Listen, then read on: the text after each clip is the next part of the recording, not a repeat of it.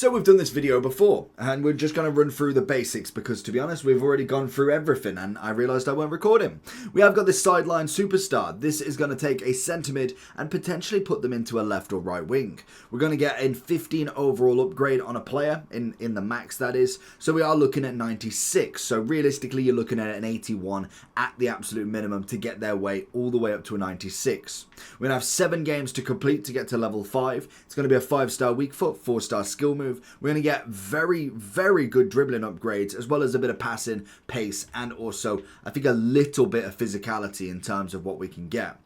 Obviously, the playstyle pluses are going to be a quick step first, pinged pass, and then into the technical. So I would suggest trying to find either a triple playstyle plus player or a double at the minimum. And if you're really, really struggling, a 1 playstyle plus is got to be. You can't have anybody with no playstyle pluses. Getting the quick step and the technical with a pinged pass is a waste.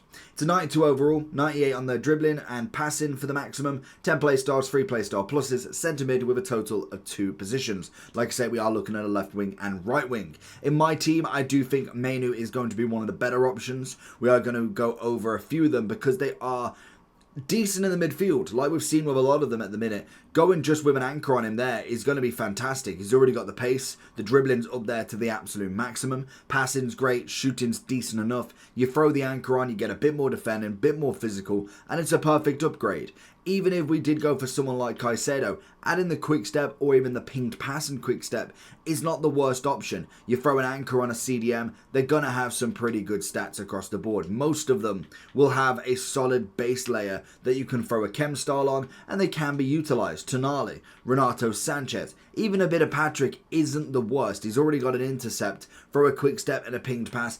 It could be worse. Throw then an anchor on him, you're absolutely golden. So it is quite a decent upgrade for this evolution for only 50,000 coins. So that for me is an absolute steal to have a look at compared to what we've seen. And they've definitely done this on purpose. We've obviously given us the 300k, 200k and a 400k. It's nice to finally get something a little bit cheaper, and it's exactly what they want you to think. They want everybody jumping on this one because they know that they've given out too many expensive ones in one go.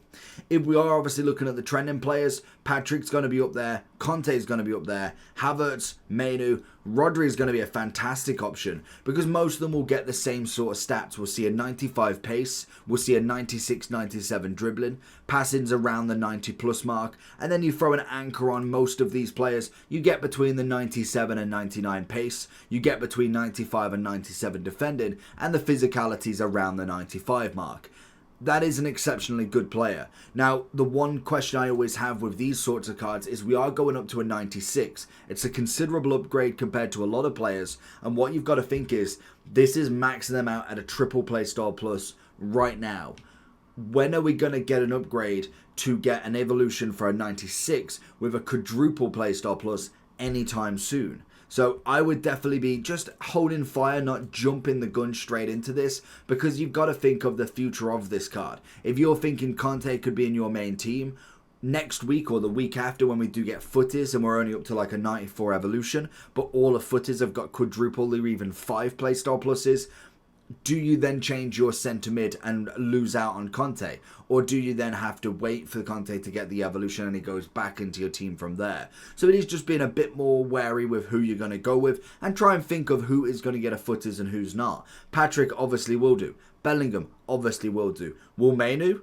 Probably not. Rodri, I can imagine with a 99. Havertz is going to be up in the air depending on how many players they do. Obviously, Gattuso could get an upgrade. Putellas is bound to get one. Caicedo's got a chance. Bruno, more than likely, because he's the only good player in Man U. And then you go down with, obviously, Joe Linton, De Jong, Loftus-Cheek. Players that have got upgrades already might not be in that first batch. So potentially looking at them could be a solid option to go forward. But it's a solid evolution. I do think there is some very good options in this first page. And even then, as long as the centre mid is getting, like I say, at least a double play star plus or the maximum double play star plus, I would then be looking at kind of where you can put them in and around that midfield. Are you putting them now into a box to box? Do they throw themselves as a potential cam that wins the ball back?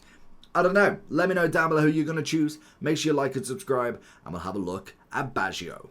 Peace.